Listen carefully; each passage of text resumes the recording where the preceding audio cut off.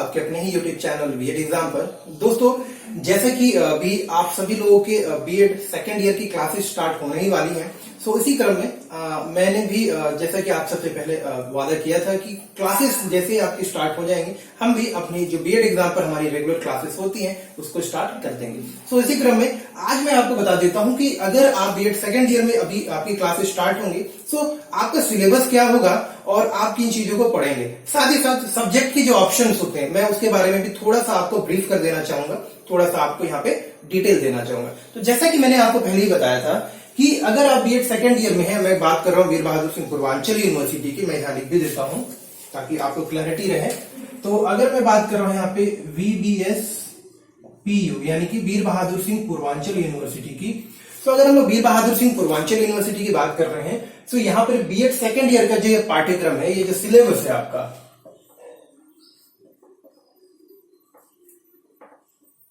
ठीक है। तो ये जो सिलेबस है उसके बारे में हम लोग यहाँ पे चर्चा करेंगे। तो दोस्तों यहाँ पर है क्या कि जो बीएड सेकेंड ईयर है, आपको यहाँ पर दो कंपल्सरी सब्जेक्ट जिसे हम लोग कोर कोर्स बोलते हैं, ये कोर कोर्स 101 है और ये कोर कोर्स माफ करिएगा 201 और ये कोर कोर्स 202 है। तो कोर कोर्स का मतलब ये होता है कि ये जो विषय होते हैं जैसे कि नॉलेज एंड करिकुलम, ज्ञान एवं पाठ्यक्रम, और एजुकेशनल टेक्नोलॉजी एंड आईसीटी यानी कि ज्ञान प्रौद्योगिकी एवं आईसीटी। आईसीटी का मतलब होता है इंफॉर्मेशन एंड कम्युनिकेशन टेक्नोलॉजी।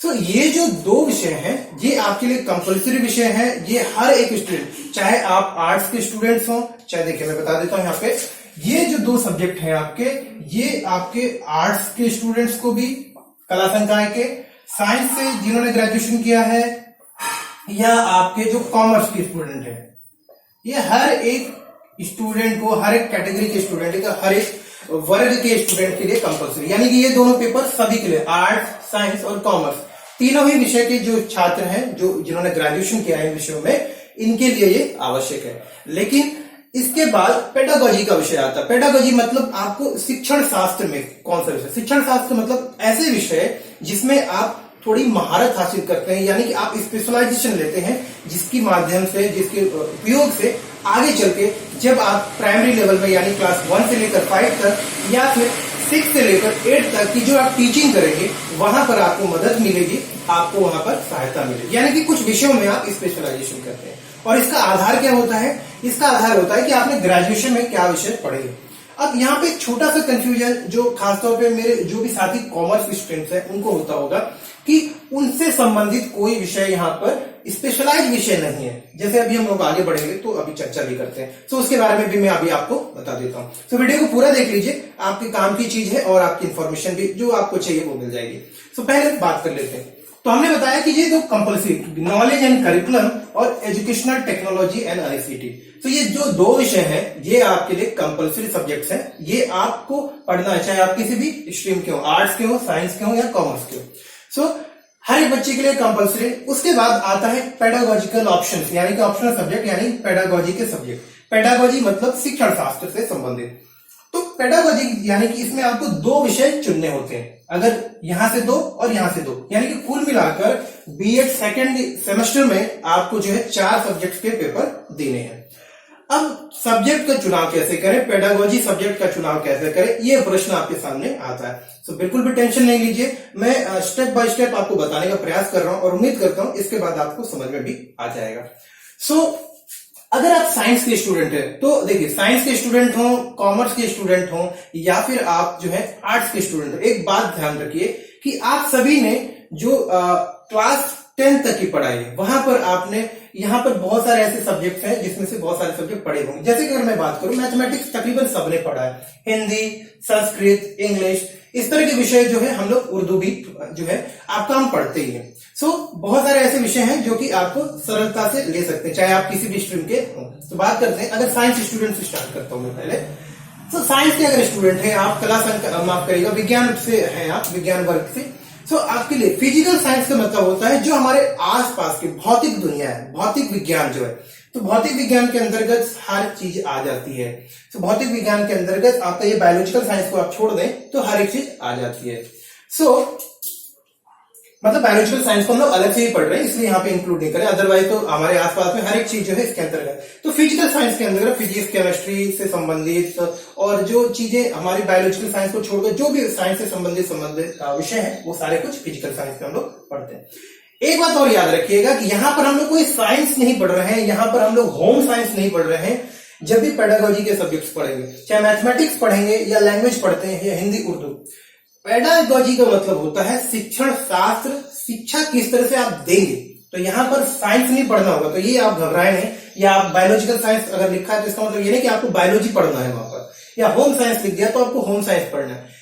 इन विषयों को आप छात्रों को पढ़ाएंगे कैसे, कौन सी विधियां आप अपनाएंगे, कौन से अलग अलग तरीके आपके पास एक शिक्षक के रूप में उपलब्ध होते हैं, कौन सी नई नई टेक्नोलॉजी आपके पास है जिसकी मदद से आप अगर इस विषय को पढ़ा रहे हैं तो बेहतर तरीके से आप अपनी पूरी क्षमता का उपयोग करने में आप इन विषयों को अच्छे से पढ़ा सकते हैं। सो मतलब यहाँ पर आप शिक्षण शास्त्र के बारे में पढ़ेंगे, ना कि इन विषयों के ज्ञान के बारे में। ज्ञान तो आपने अभी तक ले ही लिया है। सो आपको यहाँ पर विषय के बारे में पढ़ाया जाएगा कि विषय को आपको टीचिंग कैसे करनी। तो यहाँ पर ये जो पेपर है आपका पूरी तरह से इसी पर आधारित होता है। माफ करिएगा दोस्तों, ये खुल गया है, सो इसको थोड़ा यहाँ पर हमको क्या पढ़ना है आप समझ गए होंगे कि शिक्षण शास्त्र, पढ़ाने का तरीका। साधारण शब्दों में बोले तो इन दोनों पेडागोजी सब्जेक्ट का मतलब होता है कि शिक्षण शास्त्र, पढ़ाने के तरीके। अब यहाँ पे ध्यान रखना है कि पेडागोजी में आपको सिर्फ पढ़ाने के तरीके के बारे में नहीं, उन तरीकों के बारे में भी पढ़ना है जो कि आपके पढ़ाने के तरीके में समस्या के रूप में सामने आती है। मतलब आप पढ़ाना तो बहुत बेहतर तरीके से चाहते हैं, आप चाहते हैं कि आप अपनी क्लास में फिजिकल साइंस को बहुत बेहतर तरीके से पढ़ाएं, आपके पास ज्ञान भी है, नॉलेज भी है, आपका तरीका भी अच्छा है। लेकिन ऐसा हो भी सकता है कि जब आप पढ़ाने जाए किसी क्लास में, वहां के बच्चों का मानसिक स्तर, शैक्षणिक स्तर इतना अच्छा ना हो, फिर भी पढ़ाना तो है आपको, क्योंकि ये आपके शिक्षक के रूप में एक जिम्मेदारी होती है। सो पेडागोजी के अंतर्गत हम उन माध्यमों का भी समझने का प्रयास करते हैं जो कि हमारे सामने जब एक शिक्षक के रूप में समस्याएं आती है तो हम उसे किस तरह से दूर कर सकते हैं। मतलब कि हम उन समस्याओं से भी अवगत होते हैं और उन समस्याओं को दूर करने के साधनों से, तरीकों से भी अवगत होते हैं। उदाहरण के लिए मान लीजिए आपकी क्लास में कुछ ऐसे बच्चे हैं जो मानसिक रूप से थोड़े मंद हैं, यानी कि स्लो लर्नर्स हैं। कुछ बच्चे ऐसे हो सकते हैं जो शारीरिक और मानसिक रूप से विकलांग भी होते हैं। कुछ बच्चे ऐसे होंगे जो कि काफी शरारती हैं, पढ़ नहीं रहे हैं। कुछ बच्चे ऐसे हैं जो अंतर्मुखी, इंट्रोवर्ट हैं, बहुत कम बोलते हैं, आपसे भी संपर्क नहीं करते, आपसे भी संवाद नहीं करते, कम्युनिकेट नहीं करते। तो बहुत अलग अलग बच्चे आपको क्लास में मिलेंगे। तो ऐसा नहीं हो सकता कि आप एक ही तरीके से हर एक बच्चे को पढ़ा पाए। तो जब ऐसी परिस्थिति आएगी तो आप एक शिक्षक के रूप में किस तरह से अपने हर एक स्टूडेंट का, हर एक क्लास में जो बच्चा आपका बैठा है उसका आप जो है उसकी आवश्यकता के अनुसार, उसकी क्षमता के अनुसार आपका उसका डेवलपमेंट कर पाएंगे। शिक्षा की जो आवश्यक चीजें बच्चे को पहुंचानी है, चाहे वो मेधावी हो, चाहे वो मानसिक रूप से मंद बच्चा हो, हर एक बच्चे का अधिकार होता है कि वो सारी चीजें सीखना, लेकिन उनका स्तर और उनकी गति सीखने की अलग अलग हो सकती है। तो एक शिक्षक के रूप में आप इन सारी विधियों से, इन सारे टेक्निक से, इन सारे तरीकों से भी अवगत होंगे। सो पेडागोजी अपने आप एक बड़ा ही मनोरंजक सब्जेक्ट है। एक शिक्षक बनने के रूप में ये दो सब्जेक्ट आपको बहुत मदद करेंगे, आपके दृष्टिकोण को भी बदलेंगे और जो विषय के बारे में समझ है, साथ ही साथ पढ़ाने का जो तरीका है असल में, सो ये आपका यहाँ पे आपको बहुत सारे तरीके सीखने को मिलेंगे। यहाँ पर आप देखेंगे माइक्रो टीचिंग के बारे में सीखेंगे। माइक्रो टीचिंग मतलब एक विधि है जिसके माध्यम से बच्चों को पढ़ाने का तरीका जो है उसमें हम किस तरह से इंप्रूवमेंट कर सकते हैं, वो एक एक्सपर्ट्स की निगरानी में हम एक माइक्रो टीचिंग करते हैं। करीब 36 मिनट का, आधे घंटे का होता है, जहां पर कि हम चीजों को प्रैक्टिस करते हैं एक्सपर्ट टीचर्स के बीच में, जो कि हमें फीडबैक देते हैं कि भाई आप जो चीजें पढ़ाते हैं उसमें क्या अच्छी बात है, क्या इंप्रूवमेंट होना चाहिए, और 2-3 बार हम करके अपने शिक्षण को बेहतर करते हैं। तो आप समझ गए होंगे कि शिक्षण शास्त्र पेडागोजी में सब्जेक्ट के बारे में नहीं पढ़ना, सब्जेक्ट को किस तरह से पढ़ाना है, उस सब्जेक्ट को पढ़ाते वक्त हमारे सामने जो डिफिकल्टीज आती हैं, जो प्रॉब्लम्स आती हैं, उसको किस तरह से फेस करते हुए शिक्षा के उद्देश्यों को हम पूरा कर सकते हैं। और उसके अलावा हम बच्चों को किस तरह से, जिस भी वर्ग में हम पढ़ा रहे हैं, हर एक बच्चा, हमारे क्लास का कोई भी बच्चा पीछे न रह जाए, हर एक बच्चे को हम वो आवश्यक जानकारी दे पाए। अगर 30 बच्चे हैं तो 30 बच्चों के अंदर वो जानकारी पहुंच जाए, उनको वो ज्ञान मिल जाए, इसको हम सुनिश्चित करने की कला सीखते हैं, गुण को सीखते हैं। तो उम्मीद करता हूं आप समझ गए होंगे। अगर आप बात कर लेते हैं आपका ऑप्शन क्या हो सकता है, माफ करके थोड़ा वीडियो लंबा हो रहा है बट ये बताना भी जरूरी होता है। सो आर्ट्स के स्टूडेंट हैं अगर आप साइंस के, तो साइंस के स्टूडेंट जो है फिजिकल साइंस एक ऑप्शन बनता है, क्योंकि आपने नॉर्मली पढ़ा हुआ है। तो आपका पहला ऑप्शन जो मेरे हिसाब से है फिजिकल साइंस आप ले सकते हैं। लेकिन ऐसे कोई बाउंडेशन नहीं है कि आप होम साइंस या सोशल साइंस नहीं ले सकते, क्योंकि 8वीं तक तो आपने भी सोशल साइंस और होम साइंस पढ़ा होगा कहीं ना कहीं। परंतु क्योंकि आपको आगे चल के अगर आप साइंस के विषय से ग्रेजुएशन किया, आपने साइंस में ग्रेजुएशन किया, तो आपका उद्देश्य होगा कि आप साइंस के स्टूडेंट्स को पढ़ाएं। तो उसके हिसाब से जो कॉम्बिनेशन बनता है आपका फिजिकल साइंस आप ले सकते हैं यहाँ पे, और माफ करिएगा, हाँ यहाँ पे फिजिकल साइंस ले सकते हैं।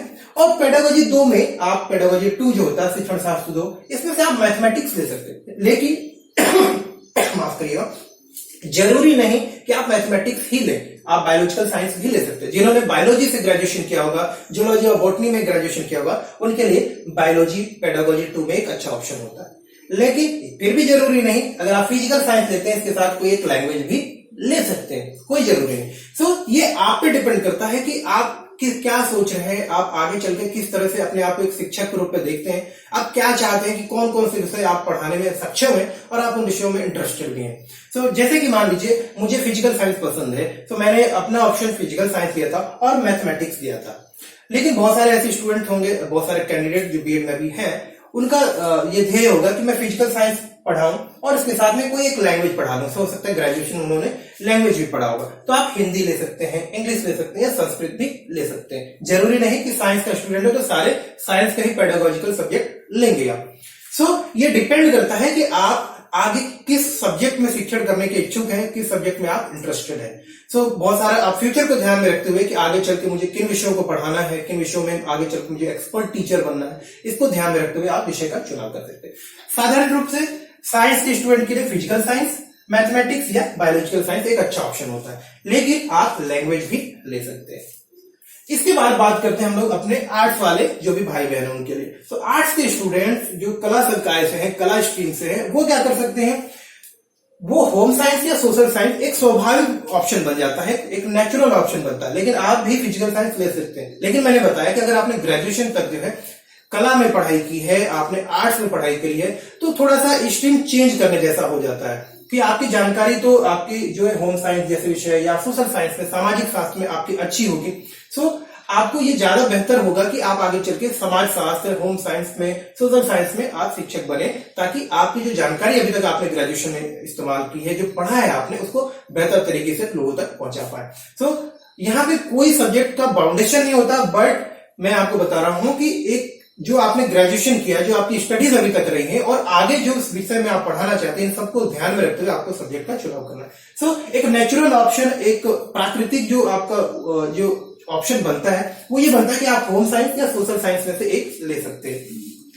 सोशल साइंस के अंतर्गत हम लोग समाज शास्त्र के बारे में पढ़ेंगे, इतिहास, भूगोल, ज्योग्राफी, इन सारी चीजों के बारे में हम लोग पढ़ते हैं। दूसरा ऑप्शन क्या, आप कोई भी लैंग्वेज ले सकते हैं। लेकिन मैंने आपको बताया कोई जरूरी नहीं, आप मैथमेटिक्स और बायोलॉजिकल साइंस भी ले सकते हैं। लेकिन ये आपके ऊपर डिपेंड करता है कि आप क्यों लेना चाहते हैं। अगर आप कला के क्षेत्र से हैं, आपने कला में इतने सारे तक मतलब आर्ट्स स्ट्रीम में पढ़ाई की है, तो ये लेना थोड़ा उचित नहीं समझ में आता है। लेकिन ये बिल्कुल ऐसा नहीं बोल रहा हूं कि ऐसा नहीं ले सकते, आप ले सकते हैं। आपका क्या विचार है इस बात पर निर्भर करता है। ये प्राकृतिक रूप से एक नेचुरल ऑप्शन जो बनता है वो ये है कि सोशल साइंस के साथ एक लैंग्वेज का सब्जेक्ट आप ले सकते हैं। इसके अलावा अगर आप कॉमर्स के हैं, देखिए कॉमर्स के स्टूडेंट्स हैं तो उन्होंने भी क्लास 8 तक, क्लास 10 तक मैथमेटिक्स तो पढ़ते हैं, क्योंकि क्लास 10 तक तो कोई आपकी जो है कॉमर्स का सब्जेक्ट आता नहीं। क्लास 8 तक बात करूं तो मैं कॉमर्स का आपका कोई सब्जेक्ट नहीं होता है। सो कॉमर्स वाले स्टूडेंट्स के पास भी ऑप्शन होता है कि आप यहाँ से कोई भी एक सब्जेक्ट ले सकते हैं। सो मेरे हिसाब से अगर कॉमर्स के स्टूडेंट हैं तो आपके पास भी फिजिकल साइंस, होम साइंस या सोशल साइंस, कोई भी एक ऑप्शन, आपके पास तो ज्यादा ऑप्शन है, तो आप इसमें से कोई भी ऑप्शन ले सकते हैं। इसके अलावा मैथमेटिक्स एक अच्छा ऑप्शन हो सकता है, क्योंकि आप कॉमर्स के टीचर है, मैथमेटिक्स आपने पढ़ा है और आपसे ये उम्मीद भी की जाती है कि आप मैथमेटिक्स को पढ़ा सकते हैं। सो एक ऑप्शन मेरे हिसाब से सजेशन रहेगा कि आप मैथमेटिक्स को जरूर ले, मैथमेटिक्स लेना आपके लिए जरूरी है। हाँ, यहाँ से आप कोई भी एक ऑप्शन ले सकते हैं। पेडागोजी 2 से मैं सजेस्ट करूंगा कॉमर्स के स्टूडेंट्स के लिए कि आप मैथमेटिक्स को जरूर ले। इसके अलावा ऐसा कोई कंपलसरी नहीं है, मेरा सुझाव है, बाकी आप लैंग्वेज भी ले सकते हैं। सो ये पूरी तरह से आप पर निर्भर करता है कि आप आगे चल के कौन से शिक्षक बनना चाहते हैं, किन विषयों में आप जो है शिक्षा देना चाहते हैं, कौन से विषय का आप टीचिंग करना चाहते हैं। बात रही इसके बाद में कि कौन से स्टूडेंट, बहुत सारे लोग मुझसे पूछ रहे हैं कि क्या मैंने एमसीए किया है, मैंने अगर एमसीए किया है तो क्या मैं ये इसमें से ऑप्शन ले सकता हूँ। देखिए मैंने आपको बताया कि अगर आप बीएड करने के लिए पात्र हैं, ग्रेजुएशन में आपके जो भी सब्जेक्ट हैं, आप उसके अनुसार कोई भी विषय ले सकते हैं। अगर आपको लगता है कि आप social science, physical science, home science पढ़ा सकते हैं तो एक ऑप्शन यहां से ले लीजिए। अगर आपको लगता है जैसे इंजीनियरिंग के स्टूडेंट को भी ये डाउट पूरा हो, तो इंजीनियरिंग के स्टूडेंट हैं उनके पास में फिजिकल साइंस एक अच्छा ऑप्शन है और मैथमेटिक्स आप ले लीजिए, लेकिन आप लैंग्वेज भी ले सकते हैं। सो ये टोटली डिपेंड करता है आपने ग्रेजुएशन किस भी विषय में किया हो।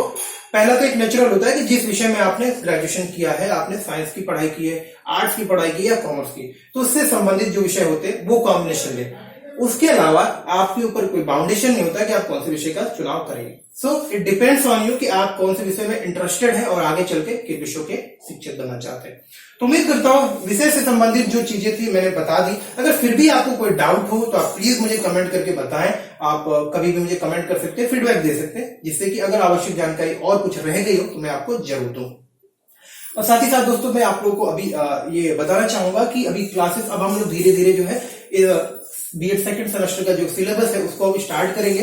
तो सब्जेक्ट वाइज धीरे धीरे हम लोग सब्जेक्ट को कवर करने का प्रयास करेंगे, क्योंकि मैं एक लौता आदमी हूँ, सारे विषय को मुझे कवर करना पड़ता है। सो थोड़ा स्लो रहेगा, बट हर एक विषय के एक एक टॉपिक को हम लोग कवर करने का प्रयास करेंगे। तो हम लोग अभी पहले नॉलेज एंड करिकुलम, फिर हम लोग सोशल साइंस जो मुख्य विषय, मैं एक पोल कर दूंगा, आप लोग बताएंगे कि यहाँ पे पेडागोजी से किन विषयों का हम लोग को सब्जेक्ट लेना चाहिए टीचिंग के लिए, आपके लेक्चर्स के लिए। तो आप मुझे प्लीज बताइएगा और हम लोग फिर उसके हिसाब से अपने आगे आने वाली जो आगामी वीडियोस होगी या लेक्चर्स होगी उनको रेडी करेंगे। तो मिलते हैं हम लोग अगले वीडियो में, तब तक के लिए नमस्कार और धन्यवाद।